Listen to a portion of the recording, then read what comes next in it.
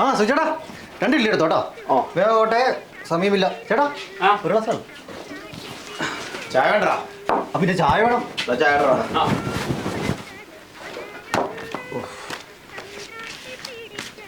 വിലപട്ടിയൊക്കെ വന്നിട്ടുണ്ടല്ലോ. ചായ വന്നിട്ട്, കാപ്പി വന്നിട്ട്, സാമ്പാർ പ്ലേറ്റ് 50 രൂപ.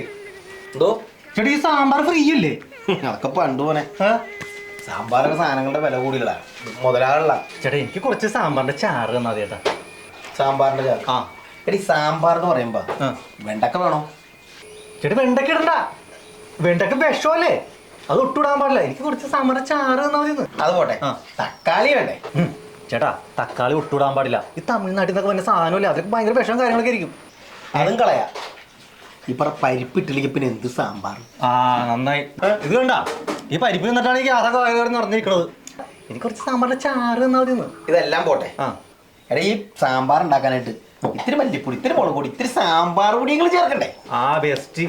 ചേട്ടാ, കളർ പൊടിയല്ല അത്, അതൊന്നും ഉപയോഗിക്കണ്ട. ചേട്ടൻ പോട്ടെ, ഇത്തിരി സാമ്പാറിന്റെ ചാറ് മതിയെന്ന്. നിനക്ക് സാമ്പാറിന്റെ ചാറ് മതി മതി. കേട്ടോ, തമിഴ് കേട്ടോ, അതാണ്. ആ ഒഴിച്ചു ഒഴിച്ചു. ഇത് പോക്കറ്റ് കാണിച്ചാ എന്ത് ചൂടുവെള്ളം കൂടെ ഒഴിക്കണത് സാമ്പാർ വെച്ചപ്പാ? എടാ, നീ നേരത്തെ പറഞ്ഞ സാമ്പാറിന്റെ ചാറല്ലേ? ഈ ചൂടുവെള്ളത്തിലോട്ട് ഈ വെണ്ടക്കയും തക്കാളിയും പരിപ്പും മല്ലിപ്പൊടിയും സാമ്പാറോട് ഇടുമ്പോഴാണ് ഇത് സാമ്പാറിന്റെ ചാറാകണത്. മനസ്സിലായോ?